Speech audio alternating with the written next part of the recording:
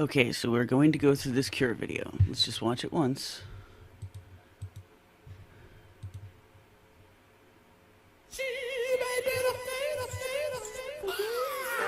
You see the one eye? You only see one eye.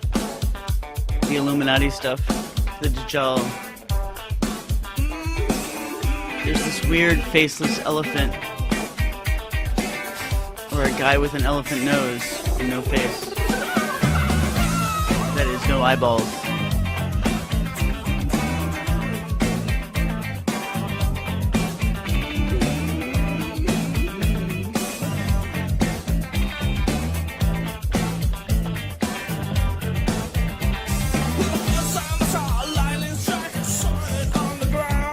See, he makes this.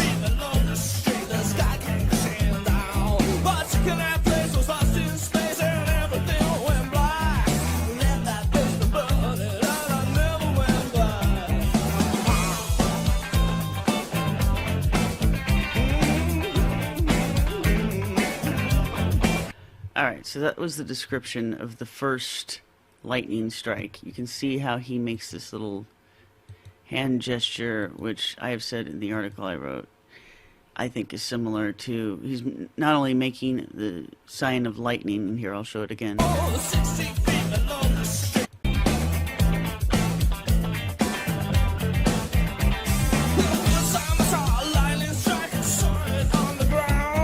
There. That. Okay, yes, it's lightning. It's also like, specifically, the flaming sword. The way it's represented in the Kabbalah. Now, this is something from the Golden Dawn, and they're a Western occult organization that does use Kabbalah. But normally, what you see when you see this, what it is it's showing you the entire tree of life in the Jewish Kabbalah, and this is a pathway going from the top to the bottom. It's supposed to represent the descent of light from the Godhead down to the most low earthly plane, right? And actually, you see that here. You can barely see this because it's kind of a low-res line drawing, but it's supposed to be the cosmic mountain, and God, or the supernal Eden, is at the top, and, you know, the lightning goes all the way down, hitting all of the pillars and all the main sephira, all the main realms of existence all the way down. And they're in this Golden Dawn graph comparing that to a serpent twisting around Jesus while he's on the cross. And that connects to the Nehushtan and the crucified serpent symbol of alchemy, the brazen serpent on a pole that Moses used, and also the crucifixion of Christ, which was compared to the brazen serpent of Moses in the Gospels, in the Gospel of John specifically. Alright, so at any rate, let's go back to this. So he said, in that first part, talks about the first lightning strike. The first time I saw lightning strike, I saw it underground. See, I didn't know that. When I was a kid, I used to listen to this song. I thought he said on the ground. He says underground, according to the lyrics website that I got this from. 6 feet deep below the street. Okay, there you go. That makes sense. The sky came crashing down. For a second, that place was lost in space. Then everything went black. I left that basement burning, and I never went back. So he starts out in a basement, what he's describing as a basement. And then the sky, what he's calling the sky, comes crashing down there. So what is that? That's the ceiling of the basement. But he's calling that the sky. Then he calls it 6 feet deep below the street. So that's 6 feet under, specifically kind of a reference to, specifically kind of, how can be, it can either be specifically or kind of, right? Specifically, it's a reference to the grave. So it's like he's dead, he's in the basement, that is the underworld, underground. And what seems like the sky down there comes crashing down. And everything goes black, everything's lost in lost in space, a place lost in space. Well, okay, so there's a moment of chaos and non-existence, basically, as the sky comes crashing down, the roof caves in on that realm of existence, that underworld realm, and he escapes. Okay, so let's go back to our graph here of the lightning. Look at this. Okay. This is the Golden Dawn thing again, as I told you. Now, in their version, they stick the flaming sword here. They're making this like a big tree of life. You have to look at the Jewish tree of life to make sense of this here. So let me just get one of those up real quick. Shows you that these realms are named different things. Like the lowest realm is the kingdom. It's like I don't even think we're there. A lot of people say, "Oh, that's Earth." I don't think so. I think we're here. We're here. Like that's our ground, the foundation, Yesod, and then we're kind of here. We experience all these things on top of the foundation, but we only get to see this stuff on at the very top when we escape this realm and go into the higher one. So that's what I think is a more reasonable interpretation of this. But at any rate, so let's just see if we can find one with the regular flaming sword. I mean, I guess you can see the idea here. You know, it's they're calling it flaming sword, but it's really just a zigzag pattern that hits all the main points going from the bottom to the top. And then they'll also represent this serpent going from the... okay, so the sword goes from the top to the bottom, and the serpent slithers up from the bottom to the top.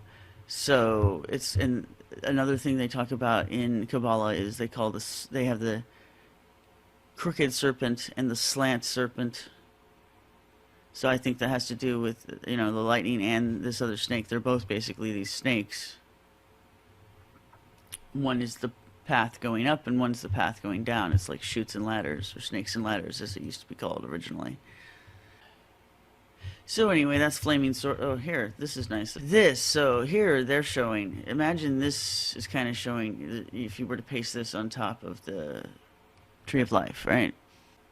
I'm going to show you, this is what they call the Tree of Garden of Eden after the fall. So I'm going to show you what it's like before in the Golden Dawn system. They usually show this as the supernal Eden. Okay. There's Adam. There's Eve. Eve is holding up the two pillars of the Kabbalah, right? Her head is the foundation, the Yesod. Actually, they show that. Okay, this is like, yeah, that's right. It's like her head is the Yesod. Down around her legs, and under her feet really is where Malkuth is. So the kingdom, it's the kingdom of Satan, right? Because it's the kingdom of the dragon who's down here. It's like the Kundalini. He's asleep. He's coiled up. He's in energy and potentia, right? He's not kinetic energy. He's just potential energy right now. He's just waiting. And he's under wraps, literally, under control, under her feet, just like the Bible says he will be. You know, have his feet or his head crushed by the feet of the offspring of Eve. This is what his curse is. But his curse, actually, he wasn't cursed to that until after the fall in the Bible. But of course, that's all non-linear. It's a story of a loop situation. It's both the beginning and the end. Genesis is, and the beginning is within the end, and the end is within the beginning. I mean, it's in the story itself. You can see that. So we'll get into that some other time. And notice his crossed legs here. We'll hopefully have some time to get into that, because that is significant. It has to do with, well, we'll see. I'll show you what it has to do with. It has to do with basically, and you can see right here he has no penis, right? It has to do with castration. And it has to do with Well, you'll see. I've talked about it before in some of my other stuff. Okay, so anyway, this is the Garden of Eden before the fall. She's holding up the pillars, by the way. Note that again. He's kind of making a show of as though he's holding up this stuff on top of him, but really she's the one holding it all up, and he's even on top of her head. Like, so he's dominating her. She's his slave, which is what the Bible says again, that she's going to have to serve her husband. You know, as a slave, as a punishment for eating the fruit and doing what the serpent told her to do. That's the before the fall. Let's go to after the fall. Okay, so this is after the fall. It's like the serpent's been let out of his enclosure. When she ate the apple, right? When she ate the fruit, at the serpent's urging, that's what let him out of his prison. This is what they're showing here. And as soon as he got out, he grew bigger. So I had a dream like this once, maybe 2007, 2008 actually it was. I had this dream right before I moved back to the Pacific Northwest from, I had been living in Pennsylvania at the time. And I just started a new business and with a new business partner. And I had this dream. I was starting a publishing company at the time. And this dream that I had a two-headed serpent in a bag, a little sandwich bag, like not the full-size sandwich bag, even the snack-size bag, okay? The half-size. It was a tiny little garden snake, basically, but it had two heads. And it was like my pet. And I had it, but I was afraid it couldn't breathe inside the bag. So I opened up a little air hole for it. And then the heads started pushing to try to get out of the bag. And it happened very quickly, and I found that I couldn't control them. Like one head was able to squeeze out. And then the rest of the snake followed it, and it started growing as soon as it got a breath of air outside of the bag, so that it, you know, part of how it was able to escape from my hands so quickly, which it did, was because as soon as it started breathing the air, it started getting bigger. So it just pushed itself out by getting bigger.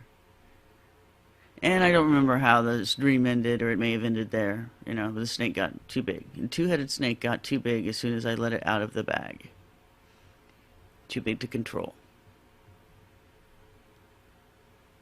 Well, anyway, that seems like this kind of thing that they're showing here, except it's a seven-headed dragon, just like the one in Revelation, engulfing all of the lower areas of the tree of life, because it's trying to get up here to the supernal Eden, as they call it. Now check this out. Look, there's this God-like figure, right? He looks like God, doesn't he? And she must be, I'm thinking, the Shekinah, the female half of God. And she's got these stars on her crown, so she's kind of like, you know, the Queen of Heaven. The Virgin. And then these are the cherubim that are on surround God's throne. And the chariot, Ezekiel's chariot, you know, same thing. Okay, so they're being like sentries here, and this flaming sword is being used as it was being used in Genesis, where it says that after they, you know, transgressed and ate the fruit and fell, that God pushed them out of Eden, or as they're calling it here, the supernal Eden, like the most sacred chamber of Eden, and used a flaming sword to keep the humans out.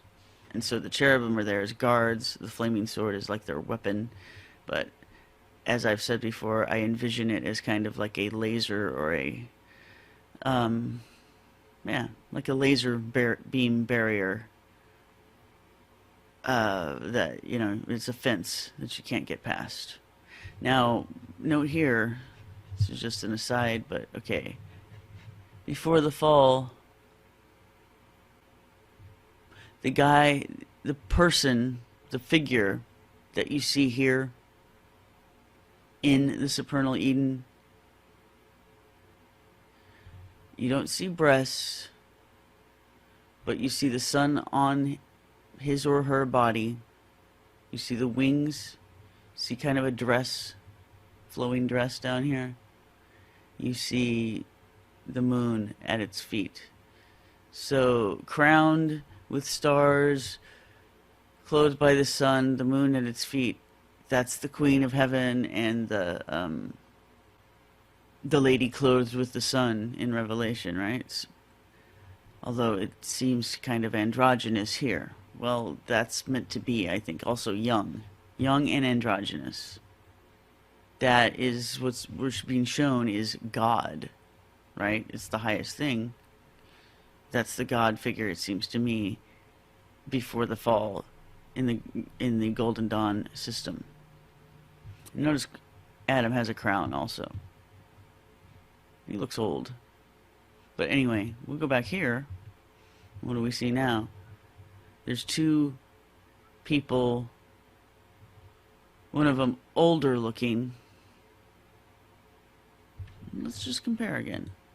Okay. There's Adam before the fall. Crowned, bearded. No visible penis. Crowned and bearded. After the fall, Adam, the guy we're being shown is Adam. He's bearded, doesn't have a crown. Here's a bearded and crowned figure, though. And then there's also this woman. She's kind of turning her back to him. Hitting him in the face with her feathers, like, screw you. They don't look like they're getting along, basically. There's a couple having a fight. I think that's what's happened, is they've split. They were one young hermaphroditic thing before, and then they got split, right? Split by what? The sword, the flaming sword itself, right? The scythe of Kronos. It's all connected here. It's the moon is the scythe, but it's also this lightning. The lightning is, in a way, what inseminated the rock and split it open at the same time, because that was the birth of time. Yes, I made this stupid gif. I made it. I didn't write ejaculate and evacuate. That was one of the options that was available. I just chose to put it there, okay? I didn't come up with that entirely. I wouldn't have written something like that, but I did use it because someone else put it there. My point was just to say, like, okay, here we've got the lightning bolt. It looks very similar to what he's doing here. Just look at his hand signal again. See? It's exactly this. How he makes a point of the way he does this last little bit. Let's watch it again. Yeah, I mean, it looks exactly like this particular lightning bolt symbol. Okay, so, and in here, as in the story of the flaming sword in the Bible, it's a barrier between the higher realm and this realm. See, like, this is Noah inside the ark, or it's Utnapishtim in the Epic of Gilgamesh. He's got these waves of water. He's like in a box, but surrounding the box is these waves of water. And then on the outside of that is the realm of the gods, and they're all shown being bigger than him, you know, because they're gods. But the water is like the barrier between his world and the world outside, the world of the gods. And according to the biblical description and also other, ancient texts, they viewed the world as being an enclosure, and there was an ocean, the abyss on top of that. And then somewhere, perhaps on the outside of that, is where the gods could be found, or God, or Eden, or heaven, or, the higher realms. But that there's a ocean barrier between our entire world and the higher realms. Okay, so that's key, because he's describing getting out of the first basement. Well, the first basement is this. Or, I mean, the basement of the whole system is this. Who's getting out? The dragon. But it's also Mithras getting out of the egg. See, because they're falling into existence. Right? Let's go back here. This is what's before the fall, supposedly. But this never really gets to exist for very long. It's an ideal state that you never really get to keep, as the universe is collapsing and regenerating itself. So, at any rate, they're not, like I said, this is energy in potentia. This is life getting ready to spring forth. It's an egg.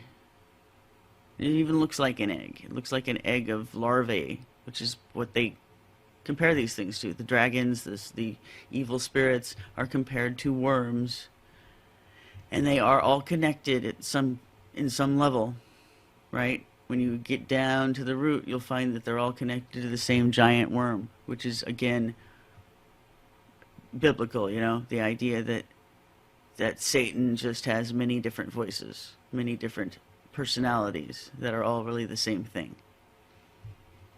But they don't get to become anything until they get out of the egg.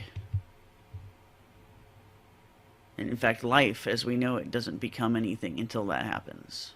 So the lightning strikes, it separates the realms, it cracks open the egg, it inseminates the egg all at the same time, because that's when time, that is Chronos, is born. And then he gets out, and he gets bigger, and he starts to take over, and grows until he gets to the next barrier. Now, as we said, that would be water, right? Because he gets out into the earth realm,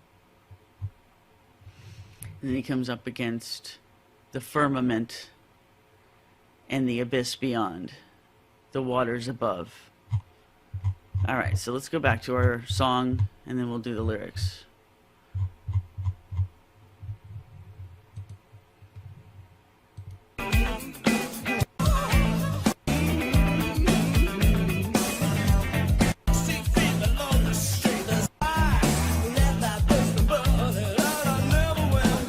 Let's do that part again.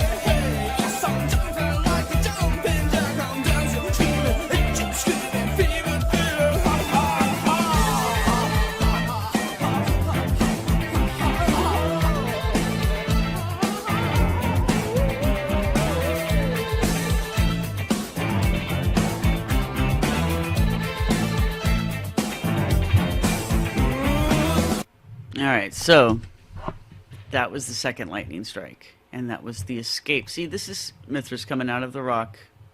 You can see these little Smurf helpers that are there already on the other side. It's weird, he's got like these grapes that he's eating as he's coming out of the rock. Really? You stopped to have some grapes? Here he is, look at this one, he's got this look on his face like, oh shit, this again.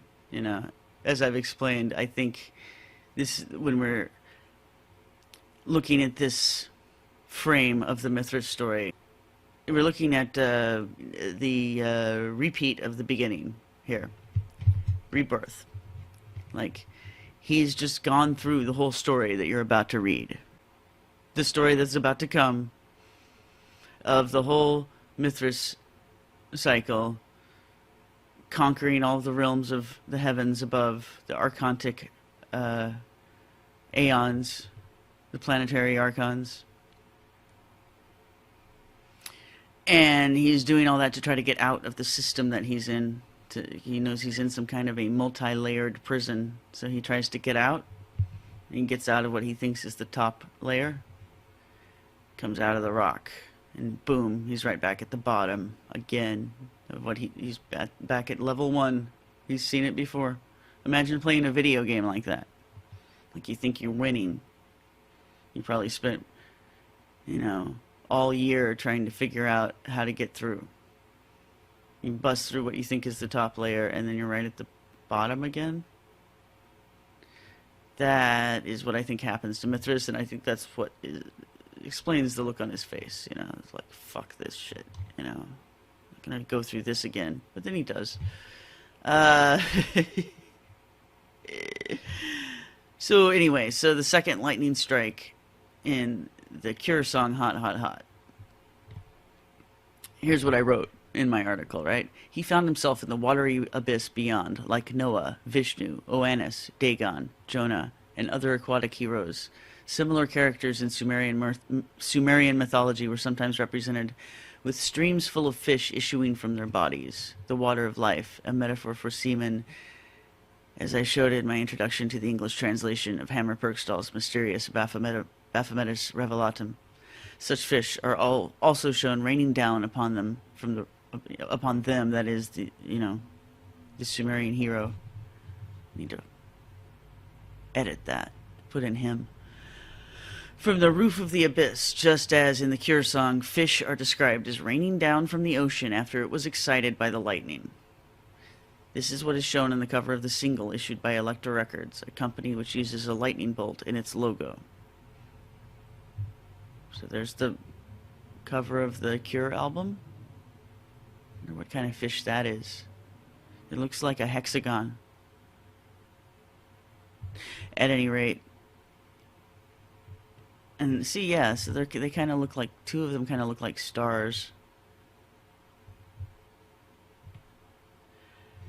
Well, here, okay, so look at this. This is Ea, Sumerian guy, Sumerian god, I think, in the abyss. You can see streams coming from his back, just like in this other picture also. But he's also in a walled enclosure surrounded by the waters. And these streams are said to be the waters, the rivers of paradise in the Sumerian stories. Those are horns on his head, by the way. But these are fish falling from the sky. That's what it's always interpreted as. Look how similar. I mean, look.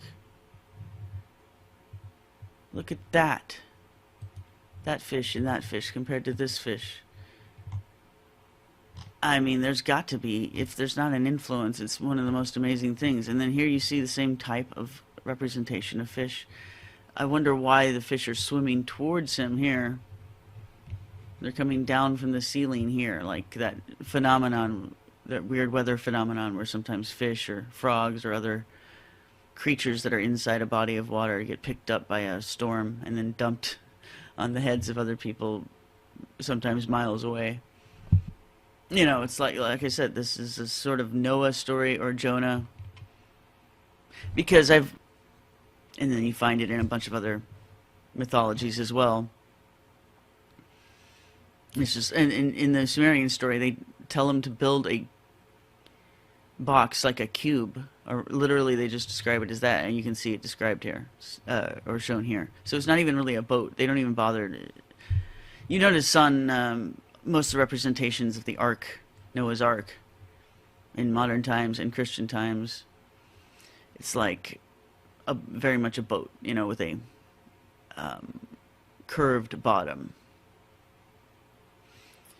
In the Sumerian stories, they don't even bother with that. It's like it's an actual cube. It's just a box. And I think that's more accurate because we're not necessarily talking about regular ocean. I mean, it could be, just regular water. But when it comes to actually destroying creation, I think it's a different type of water that's used. And I think they're connected. Like, I mean, I don't mean to get off on a tangent here, but I do think, look at his hands, like they're lobster hands. It's weird too because this guy has a regular hand, but then he has a lobster hand over here. Uh, but what I was going to say,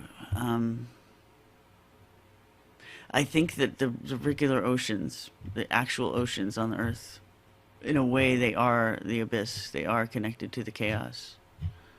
But I'll get into that some other time. So let's go back to our song. Because I guess my point was just, he seems to be telling the story of going through the ocean. Isn't it in Revelation that the dragon with all the heads, right? Seven-headed dragon, where is it?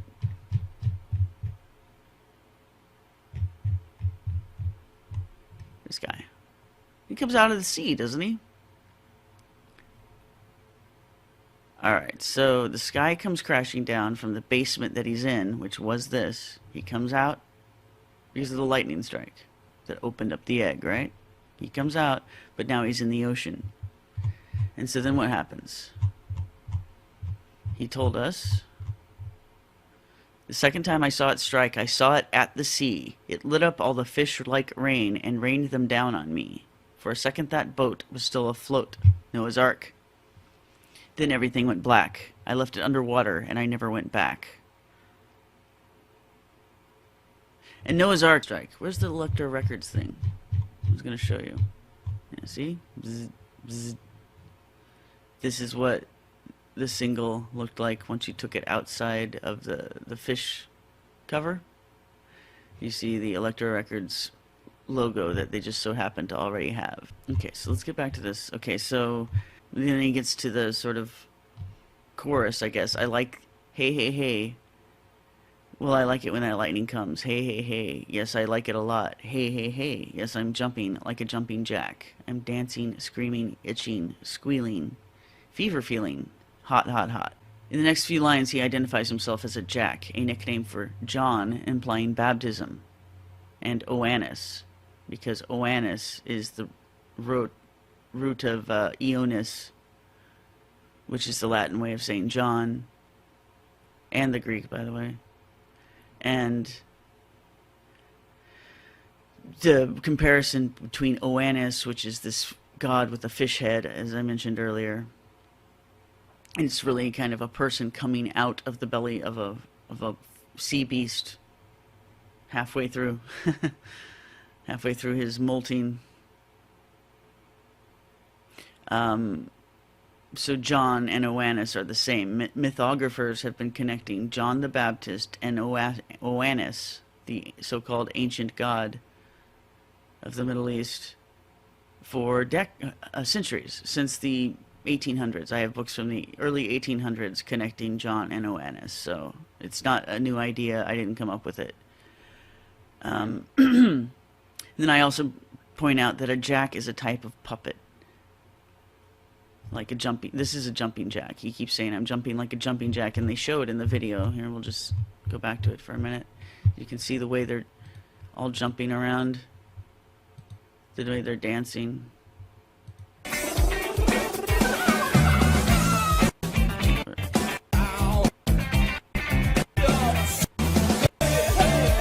Yeah, see?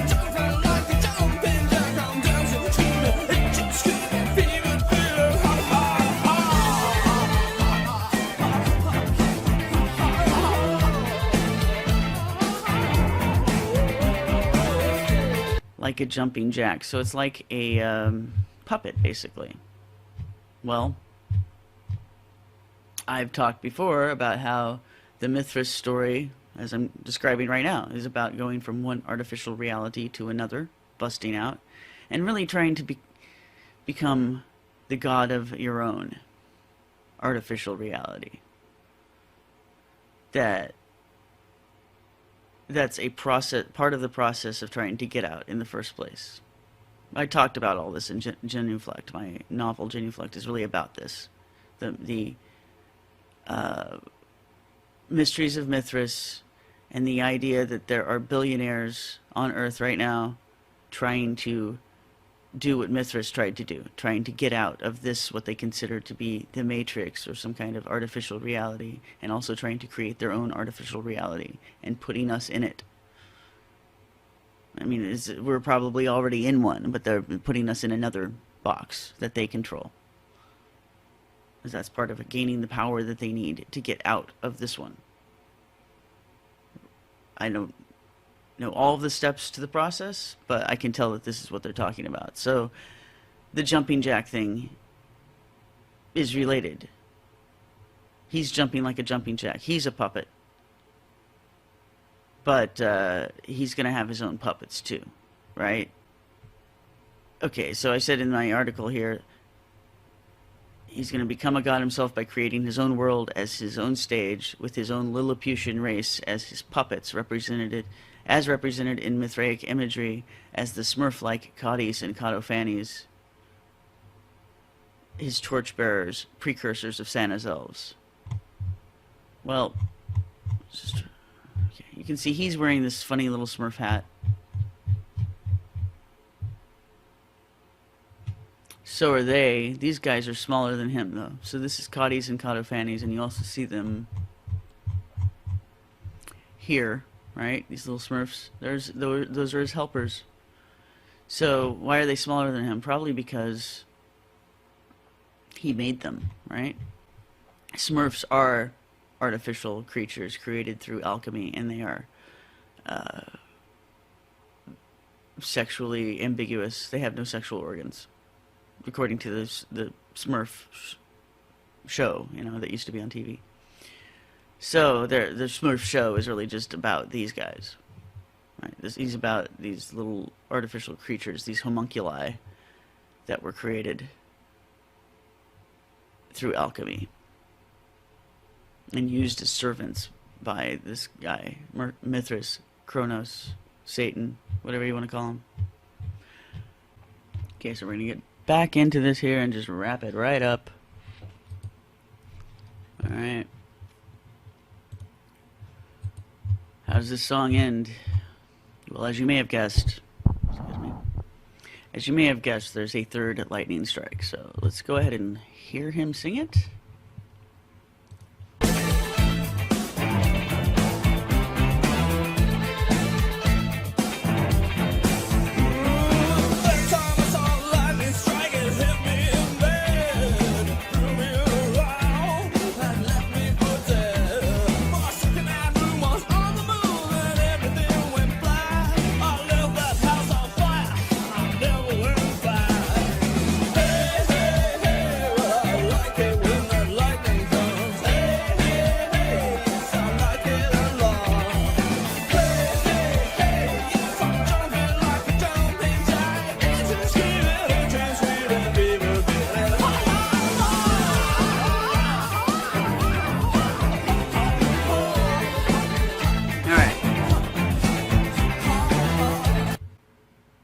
Okay, so here's the lyrics, right?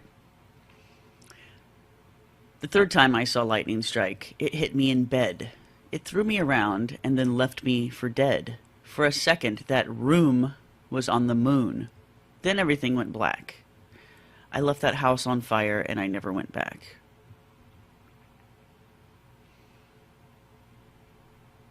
So here he's in a room. He's not in a rocket ship or anything, mind you. He's in a room, he's in bed. The sleeping of Kronos in Tartarus, well, that's what it's described as. He's dead, but not really dead because he's immortal, so it's really like sleep. And he's imprisoned. That's what this makes me think of here. It says that the room was on the moon for a second. So I talked earlier about how the moon is the scythe that separates Earth from the rest of the heavens.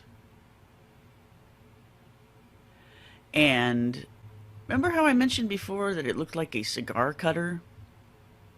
You ever think about that when you think about like the moon going through these cycles where it gets full, then it becomes a little sliver, it looks like a piece of a fingernail that you chopped off, and then gets smaller and smaller, and then it starts to get bigger and bigger again. Does it strike you as kind of like a circular doorway opening and closing? Or, the guillotine, the blade of a cigar cutter going down across the hole, across the opening, and then open again? Could it be that? I mean, I don't know how you would interpret it literally exactly, but you can see that the myths are pointing at the idea that the moon is at once a blade cutting off the genitals of the heavens, of Uranus, Oanus, and also that it's an egg. There's a Doctor Who episode that shows a dragon being born from the moon as though it's an egg. And the moon gets destroyed in the process, but then that dragon just immediately lays a new moon egg. So, he's in a house, he's in a room, he's asleep. Then something happens, lightning strikes yet again. He specifically says that it threw him around and left him for dead. Keep those words in mind. I'm going to point out something about it in a minute. But the point that I made in the article I wrote about this video, hot, is that the realm of the moon is the next degree after the opening degree, which is actually dedicated to Mercury. The next, Thoth, Mercury, Thoth, hot, Odin. That degree is dedicated to Perseus, or Perses, the soldier. Perseus is the one that cut the head off of the Gorgon, if you recall, and then children were born out of her neck, like including Pegasus the horse, and then some other people. I forget. I pointed out in my article that the imagery here also seems to pertain to the moon card in tarot. So I'll show you here some of the more classic, older versions. Like, okay, so we've all seen this. Okay, there's two cards it pertains to, the moon and the tower. So here's the tower, right?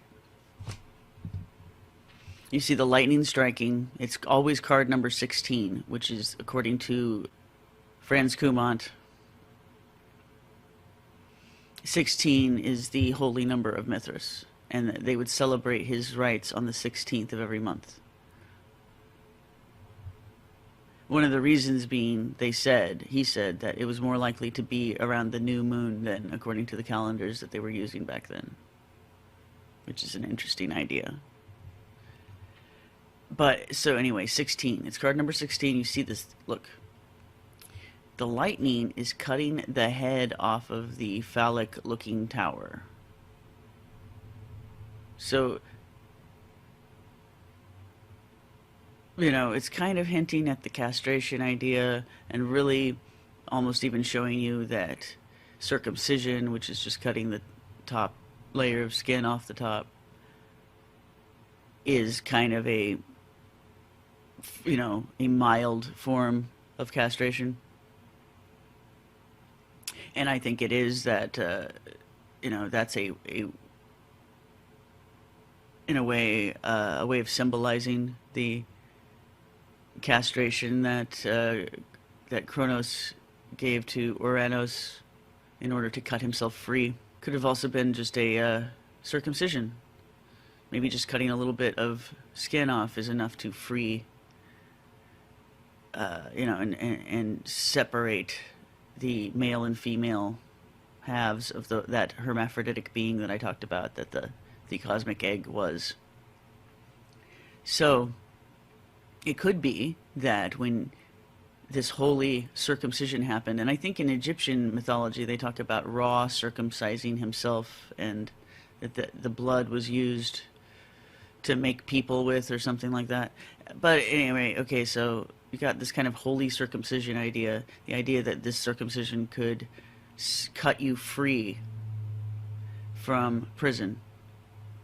You pay this price, get circumcised, but you get cut free from being stuck to the female and to the mother and inside the womb.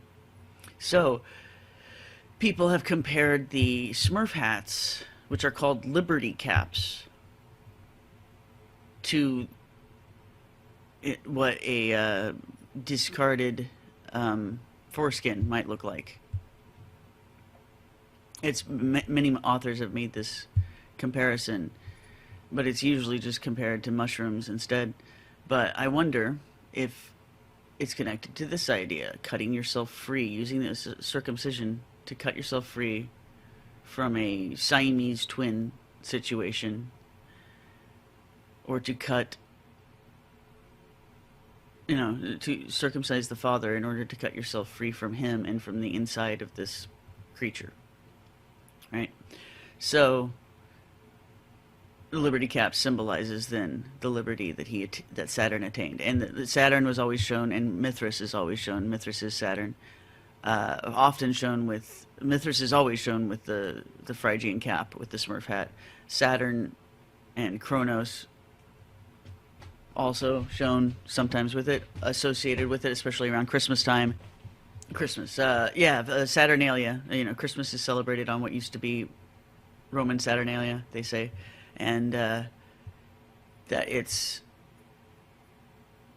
the time in which Roman slaves would be freed temporarily, and they would wear these caps, liberty caps, to symbolize that.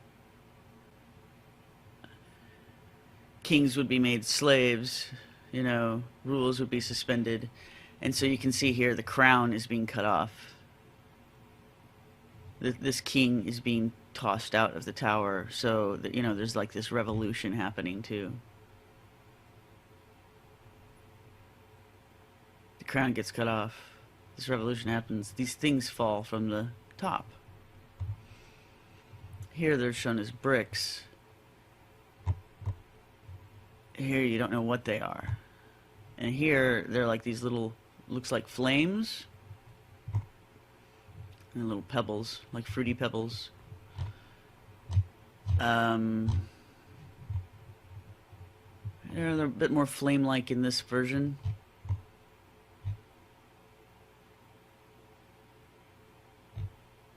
At any rate, okay, and then you see the similar thing with the moon card, where you've got these weird little things coming out of the sky again, and these two dogs are like lapping it up. And then you've got this crustacean, this lobster, coming out of the water and towards the thing in the sky, which is, it's not just the moon, is it? I mean, it looks like the moon and the sun in conjunction to me. Which was thought of, by the way, by ancients, or what they call supposedly ancients, as they're having sex. The sun and the moon are having sex. They're together at that moment.